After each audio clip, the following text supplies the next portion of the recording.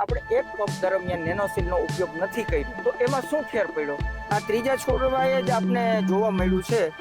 છેલ્લે મણિકામાં આપણે જે ફરક જોવા મળે, જે આપણે ભાવમાં ફરક જોવા મળે, અને જે આપણે નાફેડમાં ખરીદી કરતા હોય ત્યારે અમુકના જે કોથરામાં મગફળી હમાતી નથી, જે એની સાઈઝ છે એ પ્રમાણે કેટલી ફોડી થાય છે, હરવી થાય છે, શા કારણે થાય છે? અમારા ખેતરમાં આ વર્ષે જે મને ઉત્પાદન મળવાની અભિલાષા છે ને એવી ક્યારેય નહોતી. નમસ્કાર ખેડૂત મિત્રો, હું છું શૈલેષ જલુ અને ખેડૂત મિત્ર યુટ્યુબ ચેનલમાં ફરી તમારું સ્વાગત કરું છું. મિત્રો, અત્યારે મગફળીની ખેતીમાં તો અત્યારે ચિકનગુનિયાના ડેમેજ દેખાય છે. જેમ કે વધુ વરસાદના એરિયા હોય, ચીકણી માટી હોય, ત્યાં વધારે ચિકનગુનિયા જોવા મળતા હોય છે. તો આજે ચિકનગુનિયાનું એક સોલ્યુશન, સરસ મજાનું જે રિઝલ્ટ વાળી વાત તમને આજે કરવા જઈ રહ્યો છું, જે દરેક ખેડૂત મિત્રોને મગફળીની જે ખેતી કરે છે એના માટે વરદાન સ્વરૂપ વિડીયો છે, સંપૂર્ણ રીતે સમજવા લાયક છે. જે વસ્તુ આજે તમને બતાવવા માંગુ છું મિત્રો, એ છે નેનોસિલ ગ્રીન ક્રોસ, જે આપણે આજે 2-3 વર્ષથી આની ઉપર આપણે ફોકસ કરી આવી છીએ. મેં ને રાહુલભાઈ આગલા વર્ષે બહુ એવા રિસર્ચ કર્યા અને ખેડૂતો પાસે ગયા અને અમે નેનોસિલ વિશે વધુ જાણ્યું. ગઈ સાલ મારા પ્લોટમાં એક જ વખત નેનોસિલનો આપણે રાઉન્ડ મળ્યો હતો, છતાં પણ મને પુષ્કળ ઉત્પાદન મળ્યું. અને ખાસ જોવા એ મળ્યું મિત્રો કે મગફળી વજનવાળી પુષ્કળ થઈ. આ જે વજન છે ને એ બહુ મોટો ભાવ ભજવે છે. વિડીયો સંપૂર્ણ રીતે જોજો એટલે તમને વાત મગજમાં બેસે કે નહીં, ખરેખર વાત સાચી છે. હવે કહેવાનો અર્થ, અમે 2-3 વર્ષથી આ રિવ્યૂ લઉં છું, જાણવા મળ્યું. એટલે નેનોસિલ જે ના પ્લોટ જે જોવા મળે, એક તો ચિકનગુનિયામાં મોટું કવર કરે છે, મગફળી હળવામાં, પ્લસ ભેજવાળી જગ્યા ઘણાને પિયત આજે રેસ લાગે છે, ઘણાને વધુ વરસાદથી એમાં ભેજને ભેજ જળવાઈ રહે છે, જે મગફળી પીળી થઈ જાય છે અને આમ રોનક વગરની, એની ઇમ્યુનિટી પાવર ના રહે. એટલે નેનોસિલને છાંટવાથી આના 3 રાઉન્ડ આપણે વર્ષના લેવાનું આપણે કંપની આગ્રહ કરે છે, બરાબર છે. 3 રાઉન્ડમાં આજે મેં 2 રાઉન્ડ લઈ લીધા છે. તો 2 રાઉન્ડમાં ઓનલી ફોર અત્યારે 50 દિવસની આપણે આ મગફળી થઈ, 37 નંબરનું આપણે વાવેતર છે, 50 દિવસ થઈ ગયા છે. ઓનલી ફોર 2 રાઉન્ડ, 2 રાઉન્ડમાં આપણે એક પંપ દરમિયાન નેનોસિલનો ઉપયોગ નથી કર્યો તો એમાં શું ફેર પડ્યો? આ દવાનું નિશાન કરેલું છે, બરાબર. અને એક મહાલગ્નમાં આ જે 12 આયરુમાં આપણે નેનોસિલ એક એડ નથી કરી, બાકી જે રેગ્યુલર માવજત બધી આપણે કરેલી છે. અને મેં સીડ્સમાંથી આને ઉપયોગ કર્યો છે, કારણ કે સીડ્સમાંથી જ આની એક રોગ પ્રતિકારક શક્તિ વધી ગઈ અને મગફળી મંડાઈ જ ગઈ છે. મારે બધોય પ્લોટ 25 વીઘાની મગફળી 1 નંબર છે. આ વર્ષે જે મારી મગફળી છે ને એવી મેં આટલા વર્ષથી મારા અનુભવમાં અમારા ખેતરમાં આ વર્ષે જે મને ઉત્પાદન મળવાની અભિલાષા છે ને એવી ક્યારેય નહોતી, કારણ કે આ વર્ષે મેં 2 રાઉન્ડ લીધા. ગયે વર્ષે મેં એક જ રાઉન્ડમાં જો મને એટલો તફાવત જોવા મળ્યો, તો આ વર્ષે મેં 3 રાઉન્ડ કમ્પ્લીટ લેવા છે, હજી પણ 1 રાઉન્ડ લેવામાં આવશે. આના ગુણધર્મની આજે પેલા વાત કરું તો આજે કહેવાનો અર્થ છે કે જેવું પાંદ હોય, જેવો છોડ હોય, એવો જ એનો પોપટો થાય છે, એનો ડોડવો થાય છે. આજે પાંદ નાનું છે, એની છોડ નાનો છે, એની ઇમ્યુનિટી પાવર નથી, તો એમાં ડોડવા થાય તો કેવા થાય કે ઝીણા ઝીણા, અને એની સાઇઝ પણ નાની હોય છે, અને ભરાવદાર ને વજનદાર. તંદુરસ્ત ન કહેવાય, તંદુરસ્ત વસ્તુ એક અલગ વાત છે. તંદુરસ્તી કોને કહેવાય? તો તમારી નજર સામે કે નેનોસિલનો જે પ્લોટ અત્યારે તમે જોવો છો કે પાંદ છે ને આમ હલશે, આખી ડાળખું આમ પવનથી હલે છે. તો તમે કેમેરામાં પણ જોઈ શકતા હશો મિત્રો, કે તમે સમજી શકતા હો કે અત્યારે એ આમ પ્લોટ આખું હલે છે, આમ વ્યવસ્થિત દેખાય છે. એની આમ આપણે આમ તંદુરસ્ત જોઈ શકીએ, આપણી નજરથી આપણે એવું લાગે કે નહીં, ખરેખર આપણો આમ કંઈક અલગ વાતાવરણ ઊભું દેખાય છે મગફળીમાં. તો આ જે આ 12 આયરોમાં આપણે મૂકેલું છે ને, તો એમાં તફાવત કેટલો જ બતાવવામાં આવે છે. જે મારી નજરથી હું એક ખેડૂતનો દીકરો જોઈ શકું છું એ રીતે હું તમને કહું ને, તો એમાં જે ઈયળની દવા છાંટવામાં આવી, તો એ ઈયળની દવામાં આમાં ડંખ વધારે છે, પાનની સાઇઝ નાની છે, ડંખ વધારે છે. જે નેનોસિલ વાપરેલી છે એનો પાંદ આમ સ્મૂથ છે, પાન મોટું છે, અને એની હુયામાં વધારો છે, એમાં ડાઘ જ નથી. અને ડાઘ પડે ને તો પણ અંદર જે એનો ડોડવો છે, એની અંદર જે દાણો બંધાય છે, એ દાણામાં એનો અટેક ના થાય, ચિકનગુનિયાનો એનો. અને એના વિશે તમને સમજાવવા માટે હું છોડવા ઉપાડવા અને તમને બતાવું કે ભાઈ ખરેખર વસ્તુ આખી શું છે તે આપણે જોઈ. તો અત્યારે આપણે જે આ મૂકેલું છે એમાંથી હું ઉપાડવાની કોશિશ કરું છું.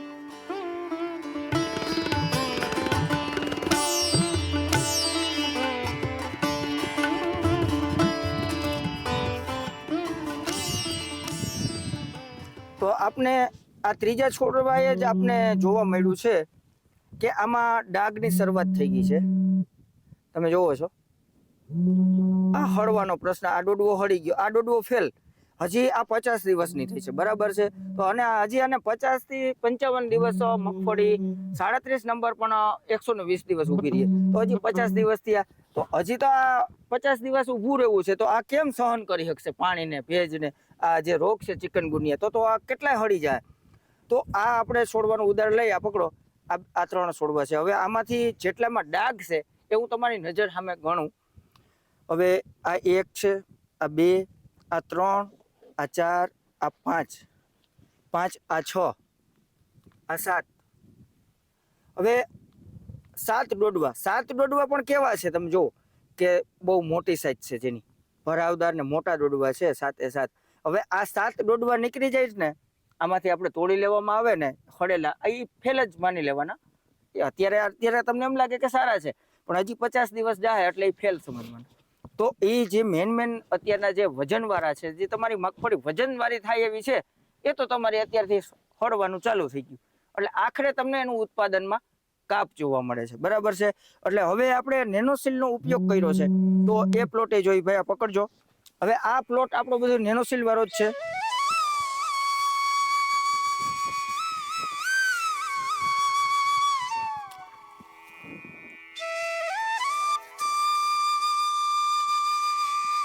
તો આમાં આપણે તમે જુઓ કે એક ડોડવામાં ડાઘ છે, પણ એને આપણે ફોલી નેનોસીલનો અમે પોરે, જે તમે આગળના વિડીયો જોઈ શકો આપણી ચેનલમાં છે, કે અમે અત્યારે આપણા ઘર ભોરા છે માની લ્યો, પણ આપણે આગલા વર્ષે જે વિડીયો નાખ્યા હતા, જે બધા ખેડૂતોના રિવ્યુ લીધા હતા કે ડોડવામાં ડાઘ થયો માથે, પણ એ ડોડવાની અંદર એકેય સડો જોવા ના મળે. જેમ આપણે કહીને કે ડાઘ છે તો અંદર એ ફુગાઈ જાય ને હળી જાય ડોડવો અને ફોફૂત થઈ જાય, પણ નેનોસીલના વપરાશથી સમયસર રાઉન્ડ લેવાથી એ છે ને ત્યાંથી અટકી જાય છે અને વધુ નુકસાન નથી કરતો. અને કદાચ ડાઘ થાય તો પણ આગળ એની ખાવાની પદ્ધતિ બંધ કરી દે છે. આ એનો એક ખાસ ગુણધર્મ છે. અને આ જે વસ્તુ દવા વિશે કહું છું ને, એ હું નથી કહેતો, જે મેં જાણ્યું છે, ખેડૂતો કહે છે. આજે આ વર્ષે હું કહી શકું.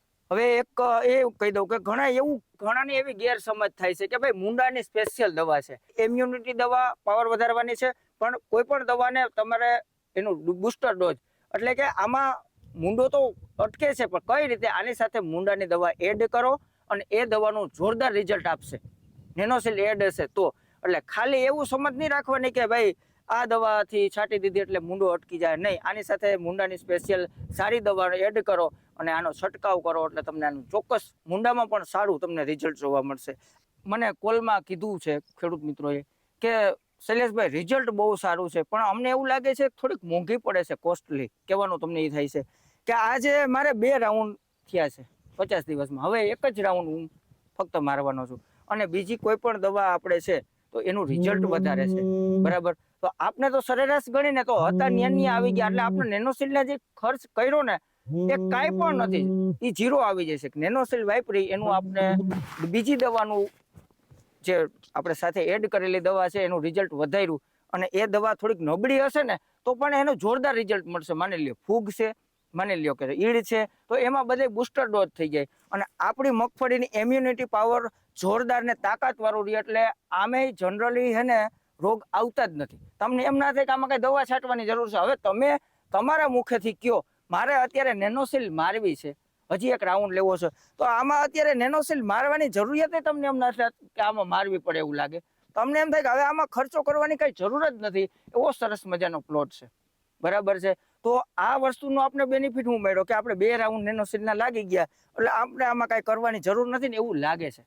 બાકી તો તમે 10 દિવસ ને 5 દિવસે આપણે દવાના પંપ લઈને ઊભા રહી, અને ખર્ચા ખાલી દવાનો જ ખર્ચો થોડો લાગે, મજૂરી લાગે છે, ઘણું બધું લાગે છે. એટલે આ મોટો એક આપણે સરસ મજાનો ફાયદો એ પણ મળે કે વારંવાર ડોઝ મારવાના નહીં, અને જે પણ દવા આપણે છાંટી એનું રિઝલ્ટ આપણે લાંબો સમય સુધી જોવા મળે. કારણ કે આ જે નેનોસીલ છે ને, આ પાંદથી માંડીને નીચે સુધી એને પહોંચાડી દે છે, જેથી કરીને આમાં જે જમીનજન્ય રોગો, ચિકનગુનિયા, વાયરવોર્મ, કોઈ પણ જે પણ કહે કે જે ખોડે છે, ફૂગ છે, એમાં બધેમાં એનું રિઝલ્ટ વધી જાય. જેમ કે આપણે ફૂગની દવા એડ કરી છે તો એની દવાને પુગાડી દીધું, એટલે એનું રક્ષણ મળી ગયું. કવર થઈ ગયું. અને ઇમ્યુનિટી પાવર તો તમે એક વસ્તુ સમજો છો કે ભાઈ રોગ પ્રતિકારક શક્તિ જે આપણામાં હોય તો આપણે રોગ સામે લડી શકીએ. પણ નોર્મલી ખર્ચ, હવે 3 રાઉન્ડમાં મારી મગફળી પાકશે એટલે એ નોર્મલી ખર્ચ કહેવાય. તમે બધે દવા છાંટો છો, તમને ખબર જ હશે કે કેટલા ખર્ચા કરી નાખતા હોય, કેટલા દવાના ડબલા ઊંધા વારી દો છો, કેટલી મજૂરી લાગે છે, બરાબર છે. તો હવે આ વસ્તુ તમારી નજર સામે જે ચિકનગુનિયા વિશે તમે સમજી લીધું અત્યારે, એટલે મારી ભલામણ તો ખાસ અત્યારે એ છે. પછી બીજા નંબરમાં એ દવા આપે છે તો એવું કહીને આપે છે કે તમે 1 વીઘાની દવા છાંટો કાં 1 વીઘો તમે મૂકી દો એટલે તમને રિઝલ્ટ મળે. તો તમને એમ થાય કે આપણા પૈસા વસૂલ છે, તમારા કોઈ ખેડૂતનો આત્મા ન બળે.